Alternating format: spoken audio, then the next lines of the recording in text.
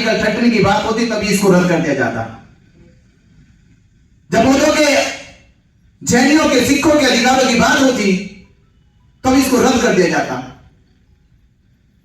पर आज ये जब पीड़ा समझ में आई कि हम धरने दिए, आंदोलन दिए, अनागरी थम्पाल जी ने आंदोलन चलाया, बदन सुरेश ससाई ने आंदोलन चलाया, फिर से आंदोलन चल रहा है, उसके बाद भी कोशिश करी, उन्होंने फर्जी मुकदमा लगा के जेल भेजने का काम करा, धरने को हटाने का काम करा कि हमारा मनोबल गिर जाए, समाज का मनोबल टूट जाए। पर इस बार कुछ खेल उल्टा होगा।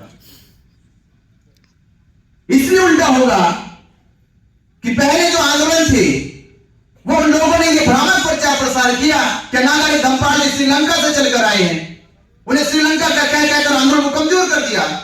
बदन सुरेश ससाई जापान से आए हैं, उनको जापान का कह कहकर आंदोलन कमजोर कर दिया। इस बार वो पंडित पुरोहित क्या कहेंगे?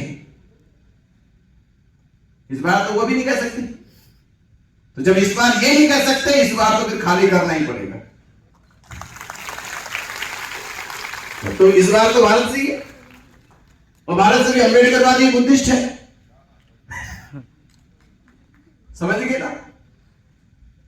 तो जेल भेजा, जेल से हमने कहा कि आपने धरना खत्म किया है, पर हम देश में से आंदोलन खत्म होने नहीं देंगे। और ये संकल्प लिया 17 अगस्त 2025 को दीक्षा भूमि नागपुर से कि जहां बाबा साहब अम्बेडकर ने लाखों लोगों को धम्म की दीक्षा दी थी, तो वही हम कहते थे कि बाबा साहब अम्बेडकर, आपने हमें धम्म दिया, हमारा मान बढ़ाया।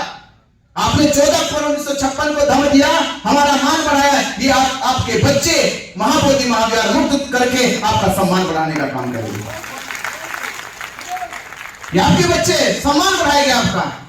और मुझे बड़ा गर्व होता है, ये फक्र होने लगा कि 134 साल से ये लड़ाई क्यों नहीं जीती? इसलिए नहीं जीती क्योंकि इस लड़ाई को जीतने की जिम्मा आप लोगों के पास था।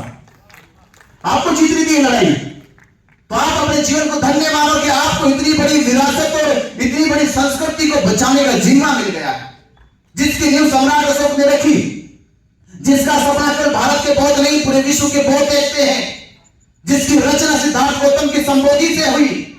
उस विरासत को बचाने की लड़ाई आप लोग लड़ रहे हो। आपका जीवन धन्य है। भले हमने बुद्ध को ना देखा, बुद्ध को सुना ना हो, पर बुद्ध की महाबोधि महाविहार की वो कर्मस्थली, वो ज्ञान स्थली को मुक्त कराने का हमें जो लड़ाई लड़ने का मौका मिला, इससे बड़ा हमारे जीवन में और सौभाग्य क्या हो सकता है? हमारा जीवन धन्य हो जाता है एक बौद्ध के रूप में, एक भिक्षु के रूप में। इससे बड़ा जीवन का उद्देश्य और क्या होगा?